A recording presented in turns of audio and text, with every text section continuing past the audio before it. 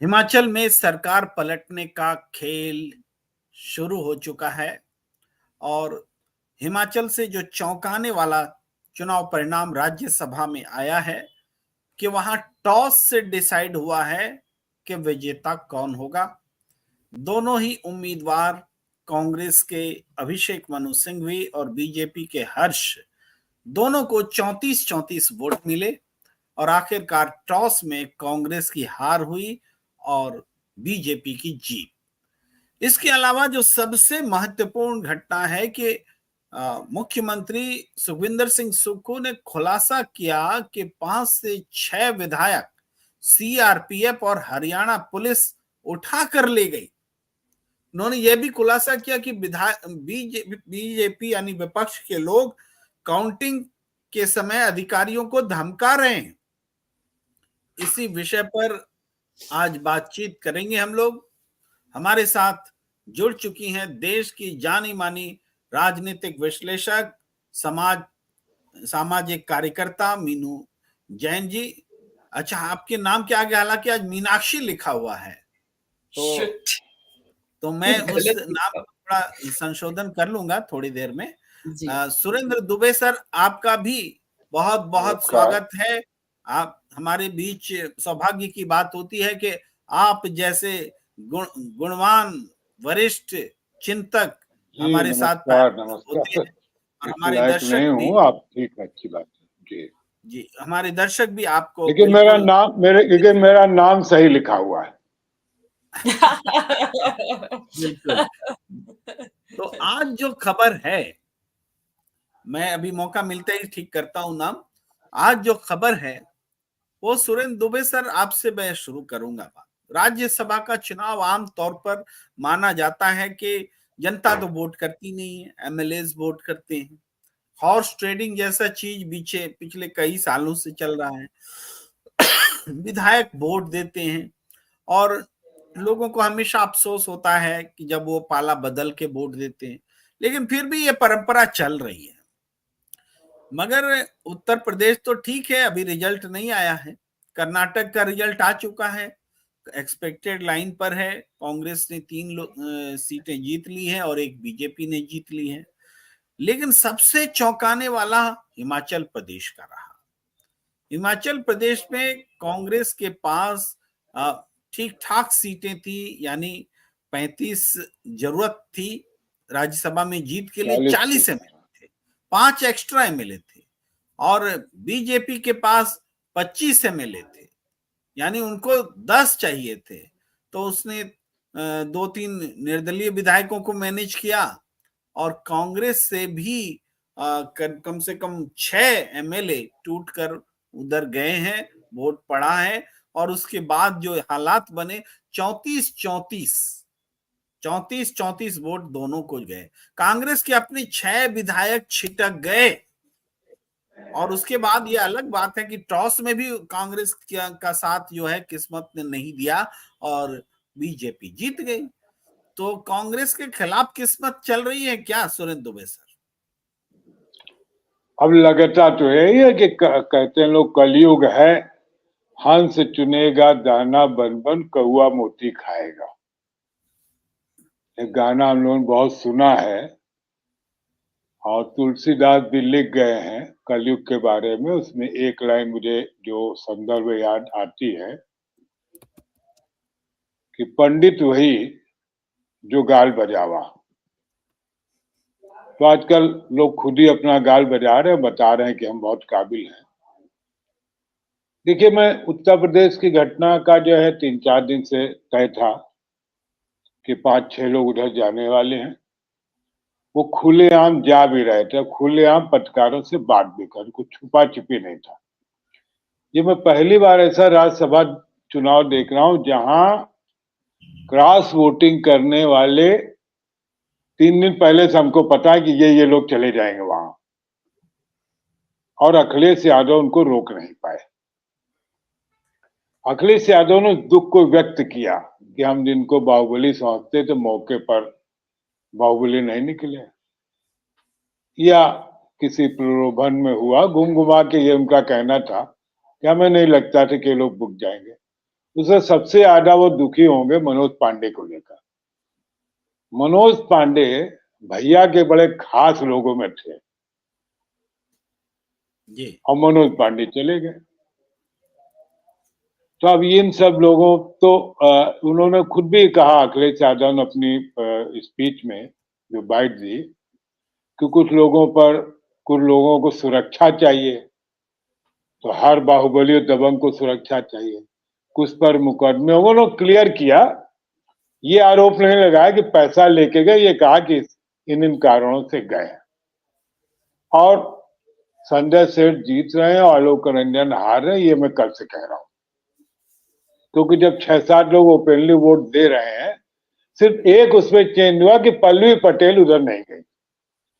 और पल्लवी पटेल ने अपनी एक इमेज ऐसी बनाई कि देखिए इस दौर में भी जहां सब लोग नाले में डूबने के तैयार हैं, वहां वो गंगा के तट पर आराम से खड़ी हुई है। तो इसके लिए उनकी हौसला अफजाई करनी चाहिए पल्लवी पटेल की। ये बात अलग है कि वो पीडीए के नाम पर उन्होंने लालजी सुमन को वोट दिया, इनको क्या कहते हैं ना, महिला के नाम पर जया बच्चन को नहीं दिया और आलोक रंजन को नहीं दिया। अब हम आते हैं हिमाचल प्रदेश, जो सबसे ज्यादा चौंकाने वाला। वहां कोई ऐसे नाम सार्वजनिक नहीं थे कि कौन कौन भाग सकता है यूपी की तरह। और थोड़ी बहुत जो क्या कहते हैं अनुमान अटकलें थी, वो हर चुनाव में लगाई जाती कि कांग्रेस के कुछ भाग जाएंगे या बीजेपी कुछ भाग जाएंगे। 6 लोग भाग गए और 3 निर्दलीय हो गए, 25-9 34 हो गए बीजेपी के पास और 34 उनके पास हो गए। इसका मतलब कोई एक विधायक ऐसा था कांग्रेस का जो अंतिम समय में भी टूटने को तैयार नहीं हुआ, वरना उन्होंने 35 का हिसाब कर लिया होता। बीजेपी वाले हिसाब किताब में बहुत माहिर है, चाहे वो पैसे का हिसाब किताब हो, चाहे वोट का हिसाब किताब हो। लेकिन सबसे खतरनाक बात क्या है कि मुख्यमंत्री ने कहा कि 5-6 विधायकों को सीआरपीएफ और हरियाणा पुलिस के लोग उठा ले गए। अब प्रथम दृष्टया तो मेरे बात हजम नहीं होती। मुख्यमंत्री सुक्खू है, दूसरे प्रदेश की सरकार कैसे उठा ले जाएगी? अब तक हंगामा हो जाता है जब उठा ले जाते थे। हाँ, ये आरोप बीजेपी लगाती कि हमारे लोगों को हिमाचल की पुलिस उठा ले गई, क्योंकि सीआरपीएफ या हरियाणा पुलिस का तो वहां कोई मतलब भी नहीं है। और सीआरपीएफ केंद्र की फोर्स जरूर है, वो इतनी हिम्मत नहीं कर सकती कि वहां के विधायकों को उठा ले गई, कहाँ ले गई। तो उनका वेयर अबाउट्स बताएं सुक्खू जी की कहाँ है।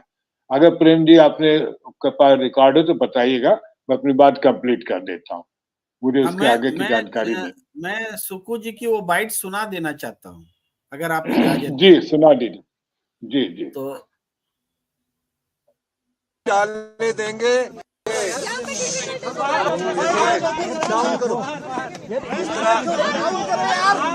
जिस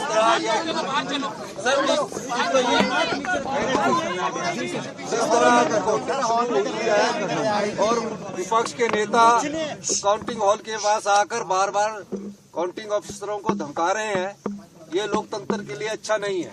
अभी आपने अभी देखा कि भारतीय जनता पार्टी के नेता बार बार आके बोल रहे हैं कि वोट क्यों डालने दिया।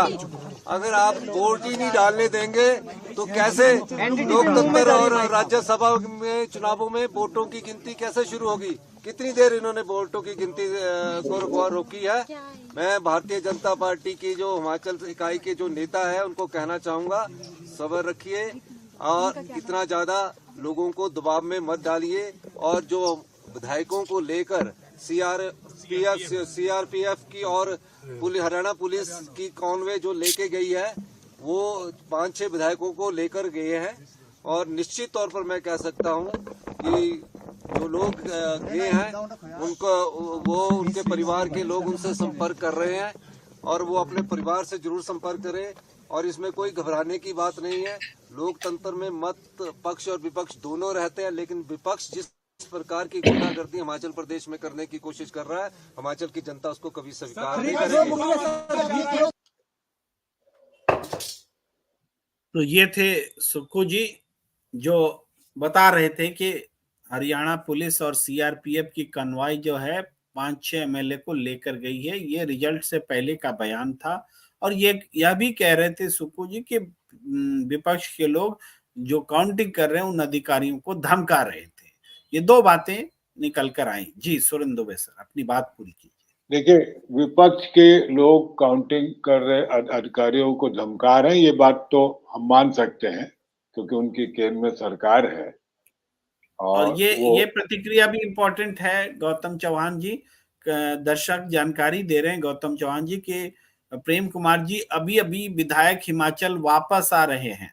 आज तक न्यूज चैनल उनको फॉलो कर रहा है, यानी काम हो गया, अब वो वापस आ रहे हैं। लेकिन आगे क्या सरकार गिराने का खेल खत्म हो गया है या बाकी है? बजट सत्र भी है और अगर 5-6 एमएलए इधर उधर हुए हैं तो और थोड़े बहुत ही इधर उधर करने हैं। मैजिक फिगर तो 35 है। तो क्या कहेंगे, ऐसी स्थिति में ला देंगे कि सरकार को कि आप एक राज्यसभा का चुनाव नहीं जीत सकते, आपके पास 35 एमएलए नहीं है, तो आप बहुमत खो चुके हैं, इसलिए आप विश्वास मत साबित कीजिए। अब तो विपक्ष की यही रणनीति होगी। देखिए, मैं उसके अलावा दूसरी बात कहना चाहता हूं जो सुक्खू ने बताया कि 5-6 लोगों सीआरपीएफ और पीएसी वो हरियाणा पुलिस उठा ले गए, तो उन्होंने वोट कैसे डाला?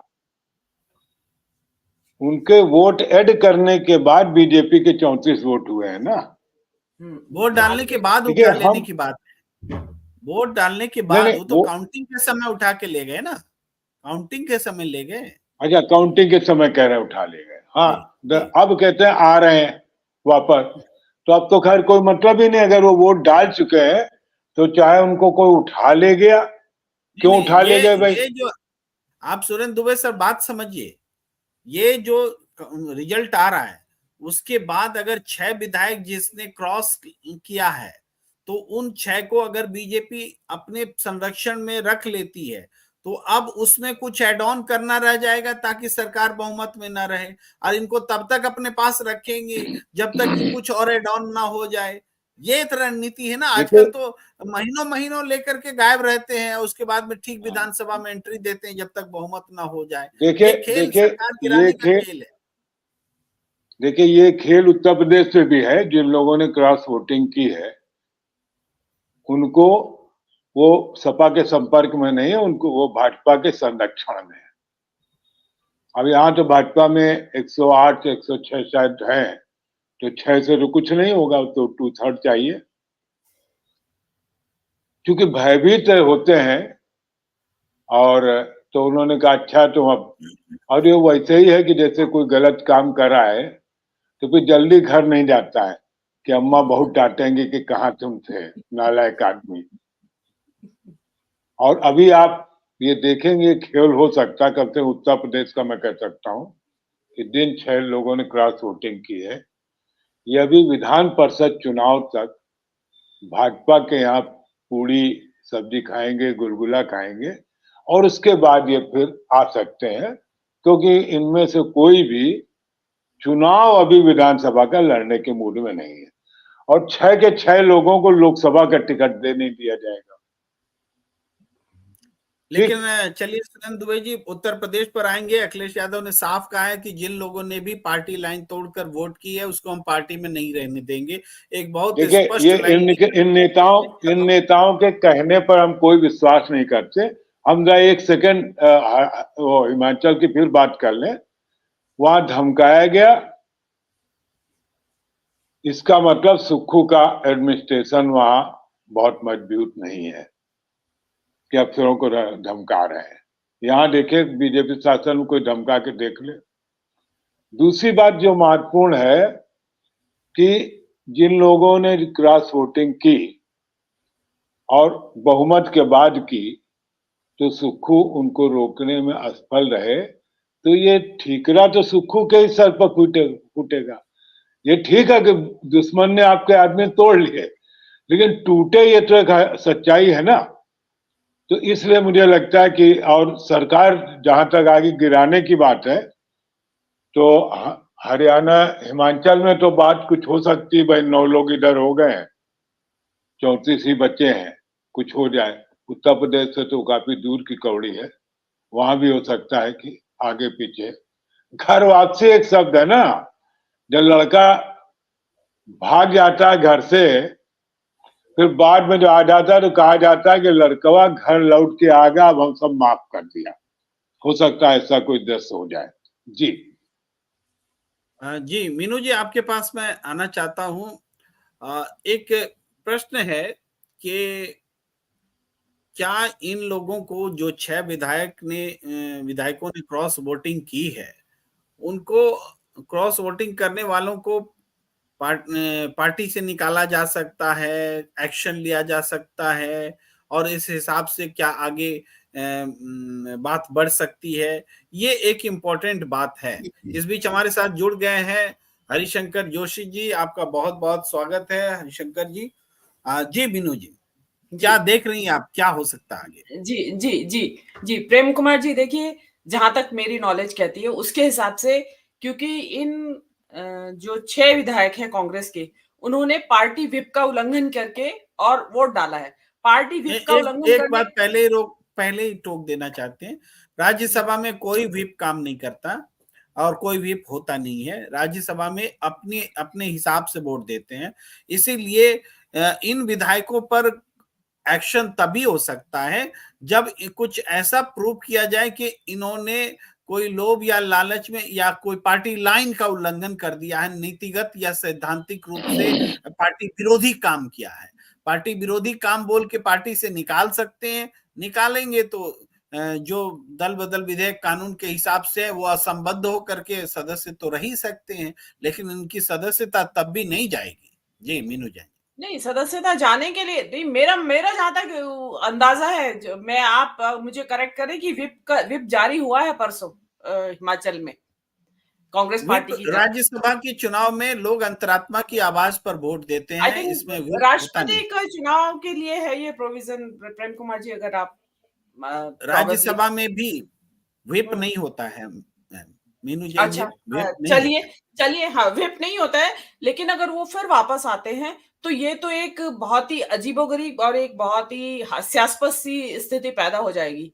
मेरा मानना ऐसा है कि सुक्खू जी को ये मालूम था ये सब होने वाला है। आपको ध्यान होगा, अगर आप ध्यान दिया होगा, भारत जोड़ो यात्रा में परसों सुक्खू जी राहुल गांधी की यात्रा में शामिल हुए थे। मैं उन्हें देख के मैं अचरज में थी कि सुक्खू जी यहाँ क्या कर रहे हैं। इनके यहाँ इलेक्शन है और सुक्खू जी राहुल गांधी के साथ यात्रा में चल रहे हैं। वो डेफिनेटली कुछ वहां कहने और कुछ बात बताने आए थे वहां पे। और देखिए कि इसमें जहां आप अब जो कहते हैं ना कि अपने ही आप के ही खूंटा मजबूत नहीं है तो बाहर वाला तो पहले ही तोड़ने के लिए तैयार है। बीजेपी का तो जिस तरीके का मीन्स है इनके, वो जिसको कहते हैं कि किसी भी तरह का साम दाम दंड भेद को भी इन्होंने पार कर दिया है। मतलब जिसको कहते हैं फरेब, लंपटई, मक्कारी, झूठ, छल, कपट, जो भी हो सकता है वो इसके जरिए जीतेंगे। अब यहां देखिएगा, एक सीट थी, ये व्यक्ति जो था, जो जीता है, हर्षवर्धन, ये 2022 में ही कांग्रेस छोड़ के बीजेपी में गया है और 3 टाइम का कांग्रेस एमएलए है। तो आप देखिए कि इसकी खिचड़ी वहां पक रही होगी और कुछ डेफिनेटली मुझे ऐसा लगता है सुक्खू जी को पहले से इसका ज्ञान था कि ये सब कुछ होने वाला है। अब इस पर डिपेंड ये करता है कि देखिए इसमें वजह क्या बनती है इनका, क्योंकि वो उन्होंने बताया है कि एडवोकेट जनरल से सलाह कर रहे हैं जो मुख्यमंत्री जी हैं। तो उसमें अब क्या निकल के आता है, इनको डिस्क्वालीफाई किया जाएगा या नहीं किया जाएगा, या वो अविश्वास प्रस्ताव लाते हैं बीजेपी के लोग, वहां पे किस तरीके से ये करते हैं वोट अपना, ये जो 6 विधायक हैं जिन्होंने अभी कांग्रेस के विपक्ष में किया है। और इसमें देखिए थोड़ा बहुत इनके अंदर भी झगड़ा चल रहा था प्रेम कुमार जी। ये जो प्रतिभा सिंह जी है, वीरभद्र सिंह जी की पत्नी, वो चाहती नहीं थी सुक्खू मुख्यमंत्री बने, वो अपने बेटे को ही मुख्यमंत्री बनाना चाहती थी और काफी आखिर दम तक बहुत जोर लगाया उन्होंने और काफी जिसको कहते हैं ना ब्लैकमेलिंग जैसा भी हुआ था। उसके बाद हर्षवर्धन सिंह को मंत्री बनाया गया था, तब कुछ सुलह सफाई हुई होगी। तो प्रोबेबली मुझे ऐसा लगता है कि फिर वही घटना घटी होगी कि भाई फिर राज्यसभा में जाने की बात होगी प्रतिभा पाल सिंह वगैरह की, और उसके बजाय अभिषेक मनु सिंघवी आ गए। लेकिन वही अभिषेक मनु सिंघवी जी ने एक पता नहीं कहाँ इंटरव्यू में कहा था कि भी राज्यसभा में मैंने 2 बार भाषण तैयार करा और दोनों बार मैं एक ऐसा अकेला मेल हूं जिसके भाषण का अबॉर्शन हो गया। तो उनका विचारों का तीसरी बार जैन जी थोड़ी सी बातें हम जोड़ते हैं और उसके बाद हम हरि जी को जोड़ते हैं आगे बातचीत में। आपने जो बात कही वहां से आगे ले चलेंगे। वो ये है कि निश्चित रूप से प्रतिभा जी ने जो बाइट दी है और खुलेआम कहा है टीवी चैनल पर, मीडिया में, कि विधायकों में असंतोष है, तो वो तो दिखेगा। तो विधायकों में असंतोष है, इसको कौन स्वीकार कर रहा है? जो कांग्रेस की प्रदेश अध्यक्ष है प्रतिभा सिंह प्रदेश अध्यक्ष। तो जब प्रदेश अध्यक्ष को पता है कि असंतोष है, तो ये असंतोष दूर क्यों नहीं हुआ?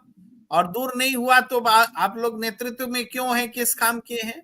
तो राजीव शुक्ला प्रभारी हैं वहां के, जो सबसे माने जाते हैं इस मामलों के खरीद फरोख्त और ये सब चीजों के चाणक्य, वो भी माने जाते हैं इस तरीके के। तो लेकिन वो फेल हो गए। मैं अपनी जानकारी से थोड़ा सा बता रहा हूं कि हरिशंकर जी, आप बहुत जल्दी खबर सुनेंगे कि प्रतिभा सिंह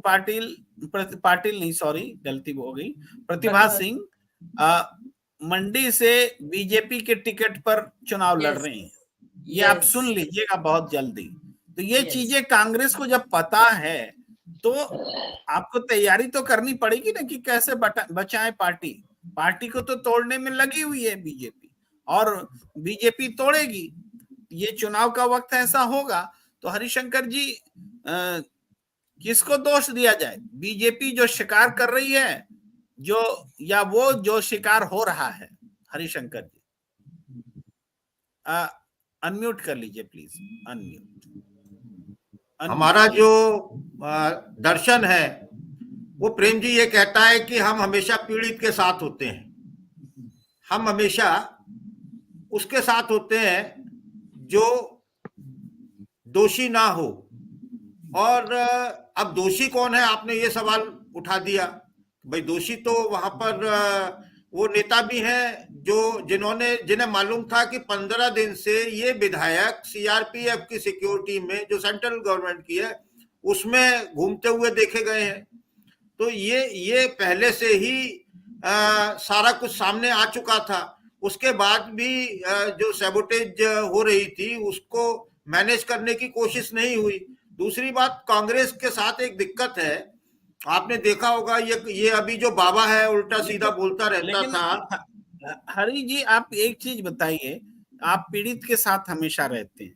वो 6 विधायक जो पीड़ित थे कांग्रेस में, जिसने कि अपनी राज्यसभा के उम्मीदवार को हरवा दिया, अब पीड़ित उसको बोले कि पीड़ित सुक्खू को बोले कि पीड़ित कांग्रेस को बोले? कौन पीड़ित और किसके साथ हैं आप?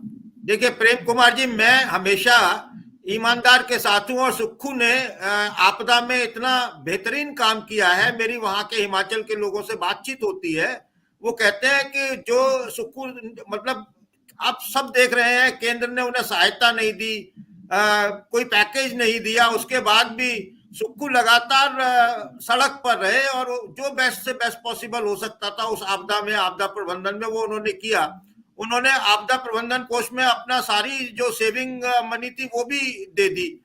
अब देखिए, ये इन लोगों को आप दोषी या पीड़ित नहीं कह सकते जो किसी लालच में गए हैं। ये भी हो सकता है कि इनका लालच सुक्खू साहब पूरा ना होने दे रहे हो, ये जो चाहते हो मलाई के डोने वो उन्हें ना मिल रहे हो तो कुछ भी सकता है ना। आप ये कैसे कह सकते हैं कि वो 6 पीड़ित थे? वो पीड़ित, हाँ आप कह सकते हैं कि उन्हें मलाई के डोने नहीं मिल रहे थे, उन्हें रबड़ी नहीं मिल रही थी, तो इसलिए वो पीड़ित थे। अब ऐसे पीड़ितों तो अपना पक्ष बताया ही नहीं था। हमने तो कहा कि भाई वो 6 दुखी थे, तो हो सकता है पीड़ित भी हो सकते। मुख्यमंत्री जो जिनसे वो शिकायत कर रहे हैं वो पीड़ित की, भाई 6 आदमी ने मिलकर के हमारी सत्ता ही हिला दी। और उसके बाद कांग्रेस पीड़ित, जो कि सुक्खू हो या विधायक हो या प्रतिभा हो, ये सब ने मिलकर के कांग्रेस को ही पीड़ित कर दिया। मैं तो सारे डायमेंशन दिखा रहा हूँ, पीड़ित खोजिए और तब उसके साथ खड़े होइए। प्रेम जी, अभी कल्की धाम वाले एक बाबा जी हैं, मुझे उनका नाम याद नहीं आ रहा, बहुत देर से मैं कोशिश कर रहा हूँ, कांग्रेस में हुआ करते थे, प्रियंका गांधी के प्रमोद कृष्णन। प्रमोद हाँ, प्रमोद सर, मुझे ऐसे लोगों के नाम थोड़े कम याद रहते हैं बाबाओं के। तो वो कांग्रेस में रहे और कांग्रेस को रोज वो नित्य श्लोक सुनाते थे, रोज वो उल्टा सीधा बोलते थे और कांग्रेस चुपचाप बैठी रहती थी। अब जब बिल्कुल सिर पे आ जाती है तब कांग्रेस हरकत में आती है कि बोले चलो भाई अब इसको थोड़ा सा अनुशासनात्मक कार्रवाई कर दो। ये कांग्रेस की एक बड़ी संगठन की उनकी दिक्कत है, वो झेलती रहती है और उसके बाद में फिर वो व्यक्ति उसे जाना ही है, वो दगा दे जाता है या उसे निकाल दिया जाता है। तो ये हिमाचल में भी ये 6 लोग ऐसा नहीं है आइडेंटिफाई नहीं होंगे, कांग्रेस हाईकमान को सब मालूम होगा, कांग्रेस हाईकमान इतनी मूर्ख नहीं है। और साथ में राजीव शुक्ला जो है, वो राजीव शुक्ला और अनुराग ठाकुर जो है वो एक ही जगह पर एक ऐसी जगह भी है जहां पर वो एक सुर होते हैं, एक मत होते हैं। आप देखिए ये सारे के सारे क्रिकेट के खिलाड़ी हैं, बीसीसीआई वाले हैं और उनके पास हिमाचल की बागडोर थी। मैं कहता हूं कि राजीव शुक्ला से भी सावधान होने की जरूरत है कांग्रेस को। वो वहां पर रहकर क्या कर रहे हैं, क्या गुल खिला रहे हैं, उनको जानकारी नहीं होगी वो ऐसा होने जा रहा है, ऐसा संभव ही नहीं है। ये जानकारी सुक्खू को भी होगी और सुक्खू ने हाईकमान को बताया भी होगा, लेकिन मैनेज नहीं हो पाया, वो एक अलग बात है। और मैनेज क्यों नहीं हो पाया आप जानते हैं, मुझसे बेहतर जानते हैं प्रेम जी। मैं कुछ प्रतिक्रियाएं जल्दी से पढ़ता हूं, फिर इंपॉर्टेंट सवाल लेकर आऊंगा मीनू जी के पास। मनोज बांबू जी लिख रहे हैं, सुक्खू जी को पहले ही पता था, इसलिए सोनिया गांधी जी को हिमाचल की जगह राजस्थान भेजा था। हाशिर अहमद जावेद जी कह रहे हैं कांग्रेस के अंदर भी एक बीजेपी है। वही आगे लिखते हैं, कांग्रेस के अंदर जो बीजेपी है वो कांग्रेस को हराने में लगी हुई है। आगे लिखते हैं, खरगे केसी वेणुगोपाल को रिजाइन करना चाहिए तुरंत।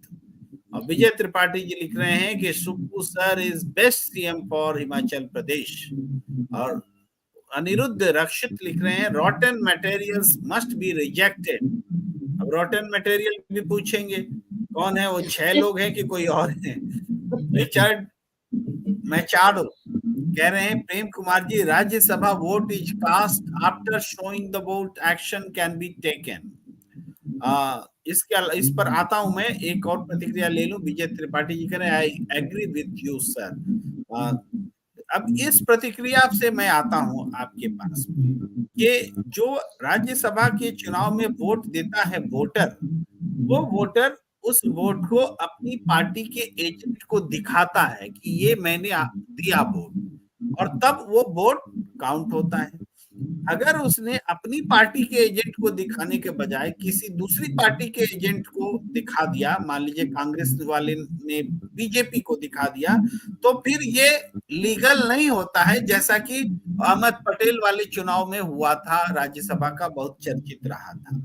तो उसी हिसाब से हमारे विद्वान दर्शक ये बता रहे हैं कि ये जो कास्ट किया गया है वोट को दिखाने के बाद किया गया है। हालांकि इसमें वो बात थोड़ी स्पष्ट नहीं है, एक्शन कैन बी टेकन लिख रहे हैं, इसका मतलब साफ है कि वो वोट अपने एजेंट को न दिखा करके दूसरी तरफ दिखाया गया हो। मैं इस बारे में बहुत मुझे जानकारी नहीं है पर्टिकुलर कि एग्जैक्टली हुआ क्या है, लेकिन अगर ऐसा हुआ होगा कि उसने दूसरी पार्टी के एजेंट को अपना वोट दिखा दिया तो कांग्रेस एक्शन ले सकती है। जी मीनू जी। देखिए, और ऐसा वोट तो इनवैलिड हो जाता है, उसको काउंट कैसे किया गया है 34 पे? जो अगर अपनी पार्टी का जो उनका पोलिंग एजेंट बैठा हुआ होगा उसको नहीं दिखाया वोट, या दिखाया भी तो उसमें बीजेपी के कैंडिडेट के लिए उसने अपना दे रखा है प्रेफरेंस, फर्स्ट प्रेफरेंस में डाला होगा ना उसने बीजेपी के कैंडिडेट को, तो वो तो इनवैलिड माना जाता है अगर वो अपनी पार्टी के अगेंस्ट डालता है वोट। तो ये 34 वोट कैसे इकट्ठे हुए, ये एक अभी मुझे कुछ डिटेल्स बिल्कुल आप सही बोल रहे हैं, तो उसी समय इनवैलिड हो जाएगा, चैलेंज हो जाएगा। जी हाँ, नहीं वो जो एडवोकेट जनरल की नहीं, तो फिर देखिए उसी 34 की टाई हो गई ना दोनों के बीच में, और टॉस से जीते हैं ये बीजेपी वाला कैंडिडेट। तो वो कैसे मान लिया उन्होंने? 25 है ना बीजेपी के विधायक, तो कांग्रेस के 40 है और बाकी 3 निर्दलीय हैं, 68 हो गए पूरे। तो उसमें 40 ये विधायक जो में इतने समय तक मीनू जी जो काउंटिंग रुकी रही, काउंटिंग होने नहीं दी गई, तो इसमें लफड़ा यही था कि कह रहे थे कि जो बीमार एमएलए आए थे वोट देने के लिए, उसका बहाना बनाया गया था, कैसे भी एक को रद्द करा दो। उनका कहना था कि मुख्यमंत्री चूंकि अपनी सरकारी गाड़ी से गए थे उसको रिसीव करने, इसका मतलब है कि ये आचार संहिता का उल्लंघन है और इसलिए उस एक वोट को नहीं गिना जाए। ये लड़ाई भी चल रही थी, इसलिए भी काउंटिंग में देरी हुई। लेकिन मुझे आश्चर्य है कि अगर ऐसा हुआ कि उन विधायकों ने जो क्रॉस किया है अपने वोट दूसरे के एजेंट को दिखाए, तो उसको इनवैलिड करने के लिए अंदर में क्या आवाज नहीं उठाई गई, और आवाज उठाने के बाद भी अगर उन वोटों को गिना गया है तो ये चुनाव ही असंवैधानिक है।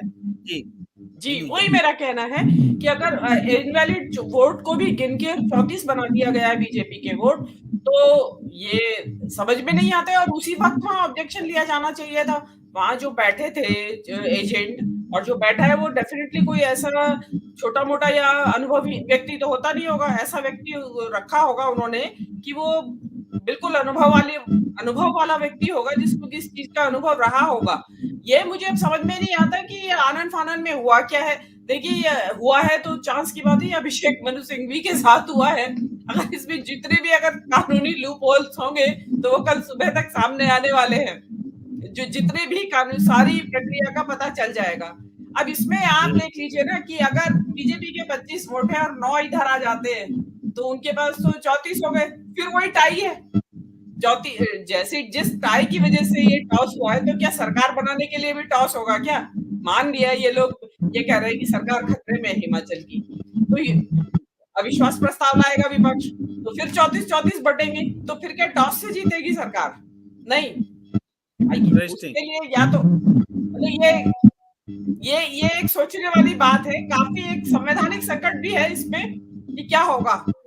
अगर ये पहले तो ये तय होना चाहिए कि ये डिस्क्वालीफाई होंगे या नहीं होंगे, ये मेंबर्स जो ये है जिन्होंने अगेंस्ट वोट दिया, किस बिना पे पार्टी का अनुशासन उल्लंघन करने के वजह पे कोई शो कॉज नोटिस दिया जाए या कुछ किया जाए। पार्टी जो वहां की जो पार्टी है हिमाचल प्रदेश से, जो कांग्रेस पार्टी है, प्रदेश कांग्रेस पार्टी है, वो इनको शो कॉज नोटिस दे, और या उसके बाद उनका जवाब देने के लिए 2 दिन का 1 दिन का टाइम चाहिए, 24 घंटे का टाइम दे, क्योंकि कम से कम टाइम दिया जाना चाहिए। उसके बाद या तो निष्कासित करे इनको, पहले ही कर देना चाहिए अगर कांग्रेस को सरकार को बचाना है तो, ताकि नंबर नीचे आए। निष्कासित कर देना चाहिए बगैर किसी कारण के 6 को। जी मैं आता हूँ सुरेंद्र दुबे सर के पास। सुरेंद्र दुबे सर, आपको क्या लगता है चंडीगढ़ का मामला यहाँ भी रिपीट हो गया है? हमारे दर्शक लिख रहे हैं, विजय त्रिपाठी जी लिख रहे हैं, Meenu ma'am, HP should go to Supreme Court, it is same as Chandigarh. तो इसका आंसर आप दीजिए सुरेंद्र दुबे सर, चंडीगढ़ जैसा मामला हो गया क्या? नहीं, चंडीगढ़ में तो मतदान अधिकारी ने बेईमानी की ना। यहाँ हिमाचल प्रदेश में मतदान अधिकारी ने कुछ नहीं किया। यहाँ तो जो वोटर था, विधायक, उसने किया। इसमें जो परंपरा है, जहां तक मुझे याद आता है, कि अगर कोई विधायक अपना वोट निर्धारित एजेंट को दिखा के नहीं देता है तो वो जो एजेंट है तुरंत मतदान अधिकारी के समक्ष आपत्ति व्यक्त करता है कि this person has not shown me the wicket, तो उस वोट को चैलेंज किया जाता है। तो अगर ये 6 लोगों ने, और अगर इनको दिखा के भी दे रहा तो वो उसकी मंशा ये है, जब ये नियम बनाया गया, हालांकि अनडेमोक्रेटिक है, कि आप गुप्त मतदान करा रहे हैं और वोट देने के बाद पार्टी के एजेंट को दिखा रहे हैं। लेकिन अगर 6 लोगों ने वोट दिया अगेंस्ट कांग्रेस के, तो उन 6 के बारे में क्या तुरंत कोई कंप्लेंट मतदान अधिकारी को लिखकर दी गई?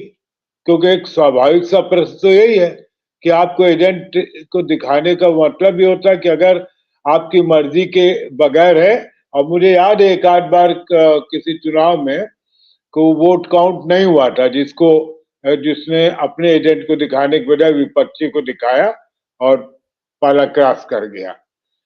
मुझे लगता है कि इसमें काफी लीगल लूपहोल्स है। अभी मीनू जी ने ठीक कहा, अभिषेक मनु सिंघवी वो बहुत बारीकी से राज्यसभा और सबके कानून जानते हैं, तो वो कर रहा। हमें कुछ इसमें कई चीजें बड़ी डाउट की लगती हैं कि कैसे मुख्यमंत्री के रहते सीआरपीएफ के संरक्षण में ये लोग थे। जैसे अभी हरि जोशी जी ने बताया कि 10-15 दिन से उन्हीं की सिक्योरिटी चल रहे थे, क्योंकि वो तो मुख्यमंत्री का अपना अधिकार क्षेत्र है। ऐसा नहीं कि किसी प्रदेश की पुलिस या सीआरपीएफ मुख्यमंत्री की मर्जी के बगैर प्रदेश में आ जाएगी। The chief minister has power to say them get out from here, we don't want you. वो अलॉटमेंट भी दूसरे राज्यों का जो मुख्यमंत्री मांगता है तब उसको दी जाती, तो उस स्तर पर क्यों नहीं रोका गया?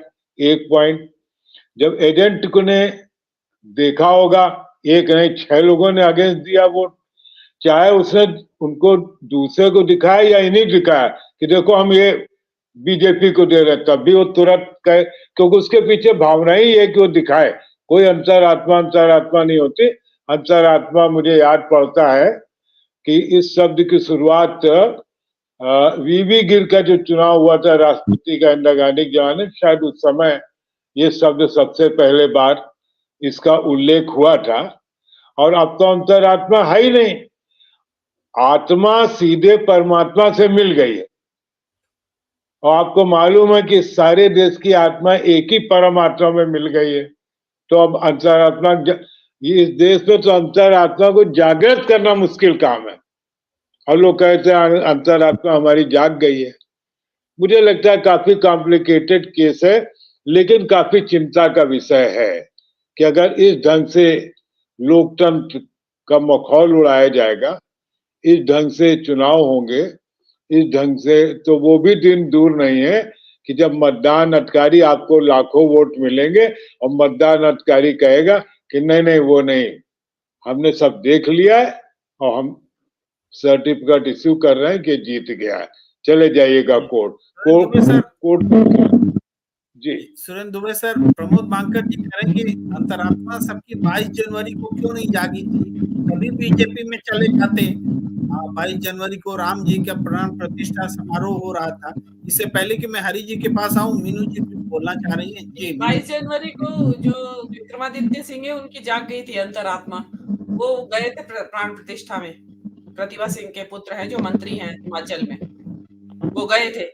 तो सचेत होने के बहुत सारे सिग्नल्स थे जो कि हो जाना चाहिए था सचेत। जी मैं अब आना चाहता हूँ हरि जी के पास।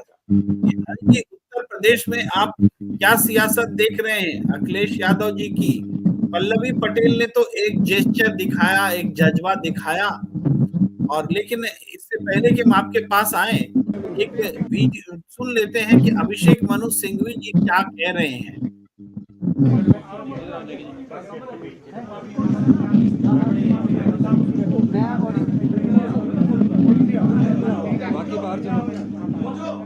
बाकी बाहर चलो सूर्या, बाकी बाहर।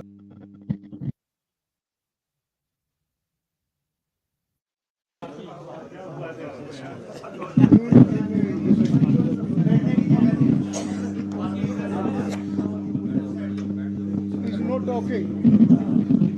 Don't talk among yourselves. Dubey ji mute कर लीजिए।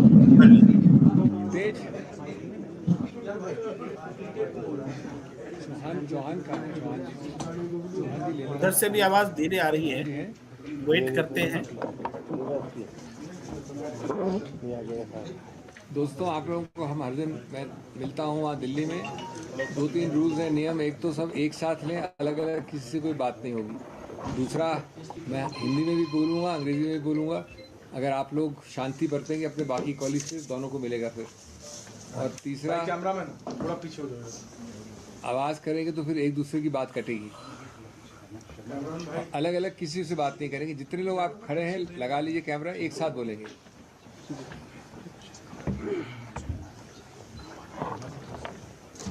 चौहान जी, एक just take a full clip, उस पर लिंक भेज देंगे सबको, कंटिन्यूस क्लिप। आप इधर आ जाइए, इधर वहीं से अलग अलग लोगों को मांगते हैं ना। तो दोस्तों बताएं कब शुरू करना है? सब आ गए आपके दोस्त? हिंदी इंग्लिश सब? हिंदी बोल रहा हूँ भैया। मैंने आज तक कोई कॉन्फ्रेंस पहले इंग्लिश में शुरू नहीं किया, नॉट वन इन 24 ईयर्स। दोस्तों बहुत बहुत धन्यवाद आने के लिए। मैं पहले संक्षिप्त में हिंदी में बोलूँगा, फिर अंग्रेज़ी में। कृपया शांति बरताएं।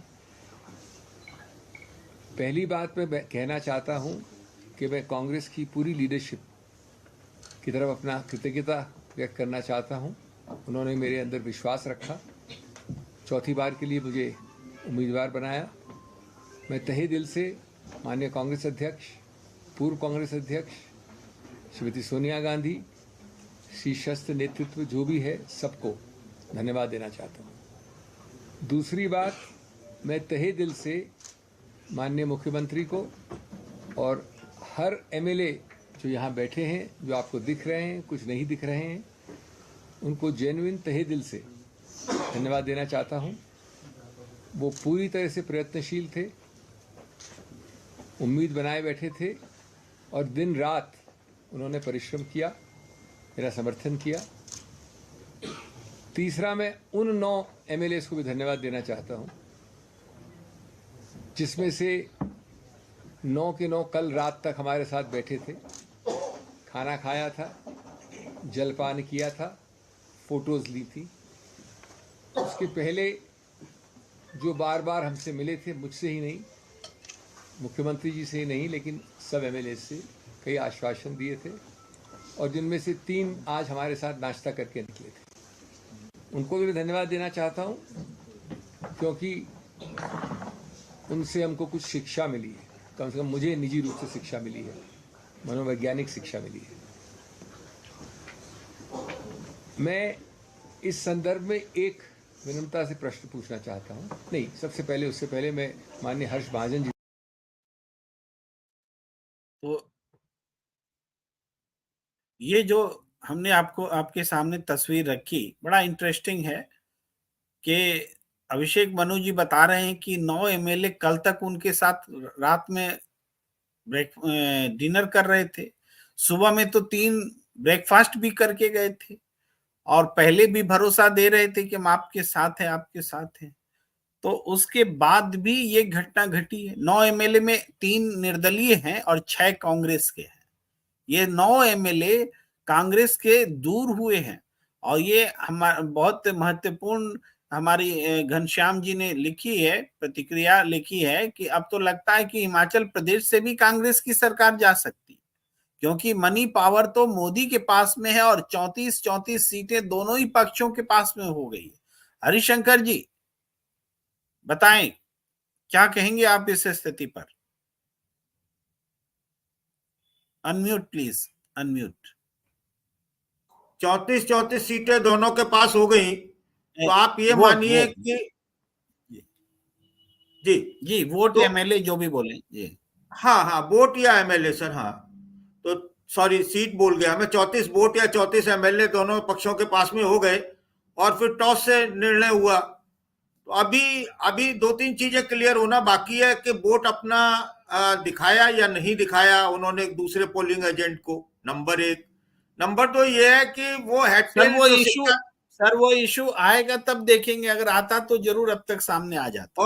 हम अपने मन से क्यों ऐसे इशू को उठाएं? नहीं सर, मैं अपने मन से तो ये भी नहीं कह रहा हूं कि वो शोले मैं मन से कहता तो ये बात हो सकती थी कि शोले वाला सिक्का हो सकता है, तो सर ऐसा तो कुछ है नहीं। तो लेकिन ये 34 और 34 अगर हो गए हैं तो आप ये मान के चलिए कि कांग्रेस सरकार जो है वो डेंजर जोन में चली गई है और बहुत मुश्किल ही नहीं, नामुमकिन सा है अब उसका सत्ता में रह पाना। मोटी मोटी बात यह, क्योंकि उनके पास में सत्ता बल है, धन बल है, और जो लोग नाश्ता करके गए, नमक खा कर गए, अब जब वही नमक हराम हो गए तो आप क्या कहेंगे किसी को? ये तो और देखिए, जब नमक ही नहीं खाया होता तो वो शब्द भी प्रचलन में नहीं आता जो मैं बोल गया। ये चीजें हैं, राजनीति है। राजनीति में एतवार जो है वो कोई अगर जलते हुए तवे पर बैठकर भी कहे कि मैं आपके साथ हूं, तो दूसरा राजनीतिक एतवार करता नहीं कि ये मेरे साथ है या नहीं है, इसकी कसम सच है या नहीं है, क्योंकि नैतिकता नहीं बची है। सबसे बड़ी बात यह है, नैतिकता नहीं बची है और लोग अपने अपने अवसर और अपने अपने लाभ ढूंढते हैं। कांग्रेस का कसूर क्या है? कांग्रेस का कसूर यह है कि उन्होंने सुक्खू को चीफ मिनिस्टर बनाया, ये उनका पहला कसूर है। एक ऐसे फक्कड़ व्यक्ति को जो कभी पत्रकारिता किया करता था और एक मतलब सिंगर हुआ करता था वहां पर अमर उजाला का, और ऐसे व्यक्ति को जो जिसके ऊपर कोई उस तरह के भ्रष्टाचार का कोई आरोप नहीं है, जो सामान्य जन के बीच में रहता है, सामान्य जन की तरह वो लोगों से बतियाता है, कहीं भी समस्या हो वो खुद पहुंच जाता है उसने। तो ऐसे व्यक्ति को अगर उन्होंने राजा महाराजाओं को धता बताकर एक आम आदमी को मुख्यमंत्री बनाया, क्या ये कांग्रेस का कसूर नहीं है? ये तो बहुत बड़ा कसूर है प्रेम जी। आप तो ये जी, इस कसूर के साथ में जनता के बीच जब जाएगी कांग्रेस तो जनता बताएगी, इस कसूर का इनाम भी देगी। फिर हमें तो ऐसा लगता है। सुरेंद्र दुबे सर, आपके पास एक इस बात को लेकर आता हूं। मैं पल्लवी पटेल पर जिक्र करना चाहता हूं। मुझे पल्लवी पटेल कैरेक्टर बहुत पसंद आ रहा है। ये एक जज्बा दिखाया है उसने। एक तो पीडीए की आवाज बुलंद की, अखिलेश जी से साथ में धुआंधार किया। मैं इससे खुश नहीं हूं कि धुआंधार किया, लेकिन किया तो भाई। छोटी मछली बड़ी मछली को आंख तो दिखा रही है। और उसने पूछा कि भाई ये दूसरे लोगों को जो टिकट दिए गए वो पीडीए से क्यों नहीं दिए गए, और पूरी अंत में जाकर के वोट भी दिया कि चलो हम आपको वोट भी देते हैं, मैं पीडीए को वोट देता हूं। उन्होंने अखिलेश यादव को नहीं बताई ये बात कि मैंने वोट दिया है आपको, बल्कि राम गोपाल जी को फोन करके बताया कि मैंने पीडीए के ही तहत रामलाल जी सुमन को वोट दिया है। जी सुरेंद्र दुबे सर, अनम्यूट करके प्लीज अनम्यूट कर लीजिए। पल्लवी पटेल डेफिनेटली आज जो उन्होंने किया, इस गंदगी के भरे वातावरण में कीचड़ में कमल की तरह दिखाई पड़ रहे हैं। अब जब मैं कीचड़ में कमल की बात कह रहा हूं तो बड़ा खतरा भी है कि कमल की तरह तब तो उधर होना चाहिए था। तो है सपा की तरफ, लेकिन कीचड़ में कमल की तरह इस समय सुशोभित दिखाई पड़ रही है। ये कोई आसान बात नहीं है। उनको भी तोड़ने की पूरी कोशिश की गई होगी, और माल पानी की तो आप जानते हैं कोई दिक्कत नहीं भाजपा के पास। कुछ बड़े क्या कहते हैं वो आश्वासन भी दिए गए होंगे, और वो उन्होंने केशव देव मौर्य का हराया होगा था, तो एक लंबा सपना भी दिखाया होगा कि आप हमारे साथ आइए, देखिए हम आपके लिए क्या क्या नहीं करते हैं। ऐसे दौर में जब हर आदमी बिकने को तैयार है, ऐसे दौर में जब क्रॉस वोटिंग के नाम पर हर विधायक बिकने को तैयार है और पल्लवी पटेल नहीं बिकी, तो हमें उनकी तारीफ तो करनी पड़ेगी। अब वो पीडीए के तहत नहीं बिकी, किस तहत नहीं बिकी, इस पर मैं बहुत टिप्पणी इसलिए नहीं करूंगा कि नेता एक चीज सोचता है, 10 उसके पीछे आधार होते हैं, लेकिन कम से कम वो बेदाग निकली इस राज्यसभा चुनाव में। ये बात तो छाती ठोक के कह सकती है कि जब सपा के 6-7 विधायक, जो जिसमें मुख्यमंत्री के बहुत करीबी लोग थे, वो छोड़ के भाग गए, तब भी हमने पीडीए का समर्थक होने के कारण सपा को वोट दिया। और रही एक बात, अभी आपने कहा कि उन्होंने राम गोपाल यादव को बताया, उन्होंने उस एजेंट को भी दिखाया होगा। एजेंट एक होता है इसीलिए कि वो दिखाए, तो बात पहुंच गई होगी। और अखिलेश से थोड़ा नाराज रहे होंगे, क्योंकि उनकी अखिलेश से जो बात हुई that was not in good humour. मुझे नहीं लगता कि अखिलेश जो अध्यक्ष हैं उनको इस तरह की बात कहनी इस अंदाज में चाहिए थी। But no doubt we all should salute Palli Patel simply because we are not political person, कि एक ऐसे दौर में जब हर कोई बिकने को तैयार हो, बिकी नहीं और पार्टी के साथ खड़ी रही, ये जानते हुए भी कि 8वां कैंडिडेट जो संजय सेठ है जीत रहे हैं, आलोक रंजन हार रहे हैं, इसलिए उनकी हम तारीफ करते हैं। जी जी जी जी हरी जी, आप अपनी बात रखिए, अनम्यूट कर लीजिए। जी दुबे जी आप म्यूट कर लीजिए, आपके माइक्रोफोन में कुछ दिक्कत है, वो मैं यहाँ से कर डिस्टरबेंस देता पैदा हूँ, करता है। मैं यहाँ मैंने कर लिया। जी अच्छा देखिए, ऐसा है कि आज की वास्तव में अगर कोई सुपरस्टार है तो पल्लवी है। पल्लवी से आप कहें कि आप इत्तेफाक रखते हैं या नहीं रखते हैं, लेकिन पल्लवी ने जो किया वो बिल्कुल सही किया। उन्होंने जो लोकतंत्र है, उन्होंने पार्टी के भीतर भी लोकतांत्रिक तरीके से उसका विरोध किया, और ये उनका अधिकार बनता है। अगर वो अखिलेश यादव से लड़ी या हॉट टॉक हुई या जो भी हुआ, उन्होंने कह दिया कि आप नहीं, ये आंतरिक लोकतंत्र है। और दूसरा ये है कि वो सिद्धांतों के लिए लड़ी, अपने सिद्धांतों के लिए लड़ी और पार्टी के भी सिद्धांतों के लिए लड़ी, क्योंकि अगली लड़ाई जो होने वाली है उत्तर प्रदेश में वो पीडीए पर ही होने वाली है। पीडीए और भारतीय जनता पार्टी ने ये तोड़फोड़ करके पीडीए को एकजुट कर दिया, मजबूत कर दिया, और उत्तर प्रदेश का जो अब बैटल होगा उसमें जो काम अखिलेश यादव अपने भाषणों से नहीं कर पाते या सिर्फ नाम लेने से नहीं कर पाते, वो काम भारतीय जनता पार्टी ने कर दिया है। विपक्ष का रास्ता भारतीय जनता पार्टी ने संजय सेठ को जिताकर आसान कर दिया है, और जो लोग टूट कर गए हैं प्रेम कुमार जी, वो लोग अपने आप में उतना काफी है। पल्लवी पटेल ने जो कहा और पल्लवी पटेल ने जो किया, वो दोनों को मैं उचित मानता हूं। और मैं आज की सुपरस्टार जो है वो पल्लवी पटेल को मानता हूं कि पल्लवी पटेल को निश्चित तौर पर उसने एक स्त्री की गरिमा को रखा, उसने आंतरिक लोकतंत्र को रखा, उसने नैतिकता को भी रखा। सारी चीजें अगर देखें तो और उसने एक मार्ग भी प्रशस्त कर दिया साथ में। जो काम कर नहीं सकती थी विपक्ष इतनी आसानी से, वो काम भारतीय जनता पार्टी के सहयोग से कर दिया, और पल्लवी उसकी हीरोइन है। जी जी जी मीनू जी, जो अभिषेक मनु सिंघवी कह रहे थे कि हम ह्यूमन कैरेक्टर को अच्छे से नहीं पहचान सके, और वो लोग ह्यूमन कैरेक्टर को पहचानने में उस्ताद निकले, इस भाव से जो कह रहे थे, इसमें क्या लगता है? हार को स्वीकार करना ही तो लगता है। जी अनम्यूट कर लीजिए प्लीज।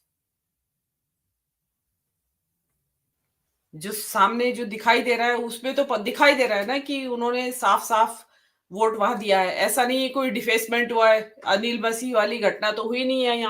यहाँ दूसरी तरह की हाईजैकिंग हुई है पूरे वोटिंग प्रोसीजर की। वहां जो वोट डालने वाले लोग हैं उन्हीं को हाईजैक कर लिया गया है। इसमें अगेन वही बात आती है कि देखिए, ये इन चीजों की सुगबुगाहट पहले से ही होती है। मैंने अपने आपके प्रोग्राम की शुरुआत में भी कहा था कि इन चीजों की सुगबुगाहट जब से थी, जब से ये सरकार बनी थी, क्योंकि कांग्रेस के भीतर ही जो प्रतिभा सिंह का ग्रुप है वो कभी भी नहीं चाहता था सुक्खू को बनाना। बहुत ज्यादा पंगेबाजी, बहुत टांग अड़ाया, बहुत ज्यादा झगड़े हुए वहां पे, और उसके बाद ये सुक्खू जी बने हैं, क्योंकि प्रतिभा सिंह को नहीं चाह रहे थे हाईकमांड बनाना।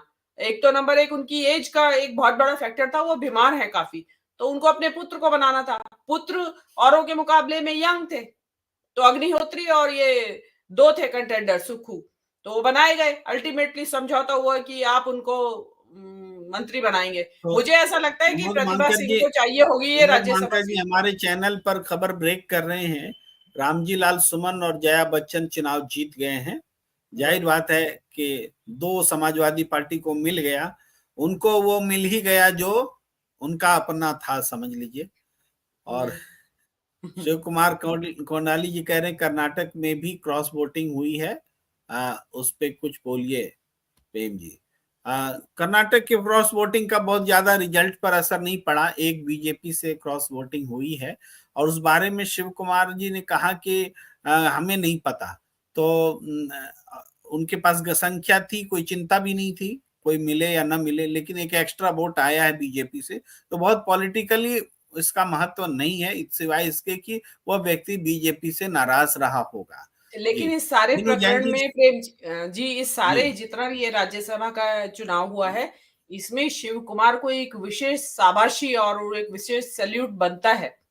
वो खुद वहाँ बिल्कुल इलेक्शन बिल्कुल। एजेंट बन के बैठे और उन्होंने, जिसको कहते हैं ये है डेडिकेशन, ये काम करने की इच्छा शक्ति, ये उन्होंने इलेक्शन से पहले भी दिखाया कि घूमते रहे पूरे कर्नाटक में। राहुल गांधी की यात्रा चली, उससे पहले भी उनकी यात्राएं चल रही थी, और राहुल गांधी की यात्रा कर्नाटक से निकल गई, उसके बाद भी उनकी यात्राएं कर्नाटक में चलती रही और अल्टीमेटली उन्होंने जीत का परचम लहराया, और ये उस इलेक्शन में भी करा। देखिए, अगर उप मुख्यमंत्री बैठ जाए वहां और प्रदेश कांग्रेस का अध्यक्ष हो, ये डेडिकेशन इस वक्त हर कांग्रेसी को दिखाना पड़ेगा। देखिए, कई बार ऐसा होता है प्रेम कुमार जी, आंख की शर्म जिसको बोलते हैं ना, कि आदमी चाह के भी गलती नहीं चाह के भी गलती नहीं, गलत काम नहीं कर सकता, कि सामने वो बैठा है देख रहा है, बाद में कैसे फेस करूंगा इसको। अल्टीमेटली जी मन बदल लिया और वापस कांग्रेस को वापस डाल दिया टिकट। लेकिन जो भी हुआ है, ये एक यहाँ तो जो हुआ है उसको छोड़ दीजिए, पार्टियों में इस तरह की अंदरूनी खींचतान चलती रहती है जो हम बात कर रहे हैं, लेकिन जिस तरीके से वहां तोड़फोड़ मचाते हैं ये जो बीजेपी के लोग, हर वक्त थैली शाह जो है, ये हर वक्त अपनी थैलियों के मुंह खोल के रखते हैं और खरीदारी के चक्कर में रहते हैं। अब ये जैसे कि अब यह देखिए ना कि क्या हो रहा है भाई, उनको जो सीआरपीएफ के कस्टडी में ले जाया जा रहा है, मतलब सेफ्टी में उनको कॉर्डन ऑफ करके ले जाया जा रहा है, क्या वहां अपहरण की साजिश हो रही है, या वहां कोई खींचतान मची हुई है उन विधायकों की, 9 विधायकों की, या उनको कोई मारपीट कर रहा है उनके साथ जो आप ले जा रहे हैं? मतलब इसका जी मतलब, और कोई जबरदस्ती भी नहीं ले जा रहा है, इसका मतलब उनकी कंसेंट है विधायकों की, तो जा रहे विनोद हैं। जैन जी, देखिए मुझे ये अब मैं पूरी चर्चा को समापन की ओर ले जा रहा हूं। मुझे लगता है कि हिमाचल प्रदेश में अभी खेल होना बाकी है। ये सिर्फ राज्यसभा का चुनाव हुआ है और इस चुनाव में बीजेपी ने एक जबरदस्त दबाव कांग्रेस पर बना लिया है।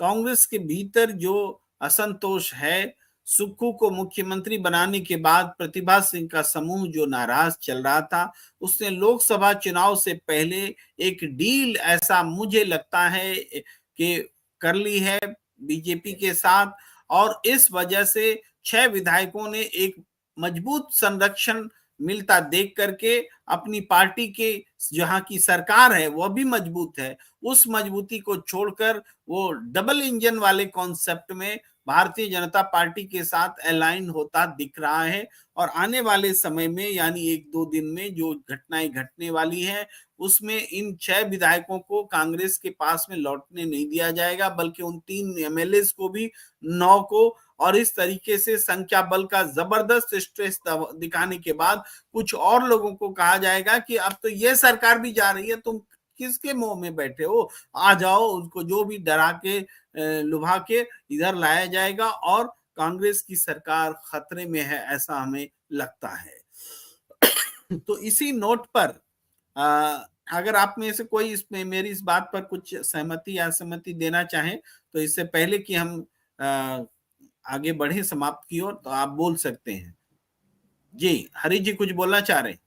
जी देखिए, ऐसा है कि अभी हिमाचल में जो हुआ है उसमें महत्वपूर्ण ये है, जैसा बिहार में उन्होंने नीतीश कुमार को तोड़ा था प्रेम जी, और नीतीश कुमार उतने फायदे के सौदा साबित नहीं होंगे ये जानते हुए भी तोड़ा था, क्योंकि बीजेपी अपना एडमिनिस्ट्रेशन चाहती है। लोकसभा चुनाव से पहले अधिक से अधिक राज्यों में अपना प्रशासन चाहती है, वो कंट्रोल चाहती है उस राज्य पर, ताकि वहां की जो एडमिनिस्ट्रेटिव और पुलिस मशीनरी है, प्रशासनिक मशीनरी है, उस पर उसका कंट्रोल हो। चुनाव आयोग उसका अपना है। तो ऐसी स्थिति में जो आशंकाएं आप लगातार अपने चैनल पर व्यक्त करते रहे हैं, ईवीएम वाली और दूसरी तरीके की जो धांधलियां होती हैं उसकी संभावना बढ़ जाएगी। और इसी मुझे लगता है हिमाचल का जो है वो राज्यसभा सीट एक उतनी महत्वपूर्ण नहीं है जितना महत्वपूर्ण वहां का प्रशासन पर कब्जा करना है। वहां के जो वो चाहती है कि सरकार लोकसभा चुनाव से पहले गिर जाए, वहां या तो हमारी सरकार आ जाए या गवर्नर रूल आ जाए, जो भी आ जाए, और वो अपना कब्जा चाहती है वहां पर। जी मीनू जी, आप कुछ कह रही हैं? हाँ जी हाँ, मैं हरिशंकर जी की बात को ही आगे बढ़ाते हुए बोलना चाहती हूँ कि राज्यसभा की सीट तो ठीक है, हो गया जो भी हुआ है, लेकिन आप ये चीज ध्यान रखिएगा कि मेरा मानना ऐसा है कि लोकसभा के चुनाव पे शायद इसका असर ना पड़े, क्योंकि आप ये देखेंगे कि 2022 में ये चुनाव हुआ था और ये एक मुद्दत के बाद ऐसा हुआ था कि किसी राज्य के मतदाताओं ने बुनियादी मुद्दों पे वोट डाले थे, ना कि धर्म के मुद्दे पे वोट डाला था। ऐसा नहीं है कि धार्मिक नहीं है हिमाचल की जनता, हिमाचल की जनता भी बहुत धार्मिक है, लेकिन उन्होंने धर्म से ज्यादा ओपीएस के मुद्दे पे, ओल्ड पेंशन स्कीम का जितना मुद्दा हरियाणा हिमाचल में गरमाया हुआ था इलेक्शन में, किसी राज्य में नहीं गरमाया आज तक उतना मुद्दा, क्योंकि हिमाचल में सरकारी कर्मचारियों की संख्या एक बहुत बड़ी संख्या है, जो वोटर्स हैं वहां पे रिटायर्ड और इन सर्विस, तो वो एक बहुत बड़ा मुद्दा था। सेब बागानों का बहुत बड़ा मुद्दा था, जहां अडानी के जो मनमानी है उससे त्रस्त थे सेब बागानों के मालिक की अडानी की मनमानी के ऊपर उनको अपना सेब बेचना पड़ रहा था। उसके अलावा आपकी बेरोजगारी, आपकी महंगाई और अग्निवीर, कांगड़ा का जो इलाका था वहां से सबसे ज्यादा सैनिक जाते हैं फौज में, भारतीय सेना के अंदर। वहां पे बीजेपी की परंपरागत सीटें हुआ करती थी, वो कांगड़ा की वो सीट हार गई थी BJP, because of this reason only. Agniveer वहां पे मुद्दा था। ये एक ज्वलंत एग्जाम्पल है, जैसे कि शेखावाटी में राजस्थान में हुआ। तो ऐसा नहीं है कि वहां की जनता अपने बुनियादी मुद्दों को भूल गई होगी। जो अब लोकसभा का चुनाव आप आएगा सही कह रही हैं मीनू जी। जिस तरीके से नीतीश कुमार को अपने पाले में कर लेने के बाद बीजेपी को लोकसभा चुनाव में इसका नतीजा भुगतना तय है, उनकी सीटें घटना तय है, उसी तरीके से हिमाचल प्रदेश की सरकार पर अगर आप लार टपका रहे हैं, उस सरकार को हासिल करना चाह रहे हैं, सरकार आप तोड़फोड़ करके हासिल कर भी लें, लेकिन लोकसभा चुनाव में जनता आपके साथ खड़ी नहीं होगी, क्योंकि इन चीजों को अनैतिक मानती है जनता, इन चीजों को गलत मानती है जनता। गलत तरीके से अगर आप सत्ता को अपने हाथ में लेंगे तो जनता आपके खिलाफ वोट देगी। इसी नोट के साथ आज इस चर्चा को समाप्त करने की इजाजत दी जाए। आप सबका बहुत बहुत आभार। मीनू जैन जी, सुरेंद्र दुबे सर, हरिशंकर जोशी जी, आपका भी, और तमाम दर्शकों का जो हमें नियमित रूप से देख रहे हैं, लगातार देख रहे हैं और एक अपेक्षा, एक उम्मीद के साथ देख रहे हैं कि एक अच्छी चर्चा होगी, और हमें यकीन है कि हम आपकी अपेक्षाओं पर उतरने की कोशिश कर रहे हैं, तो उसमें कुछ सफलता मिल रही होगी। हमें दीजिए इजाजत। नमस्कार।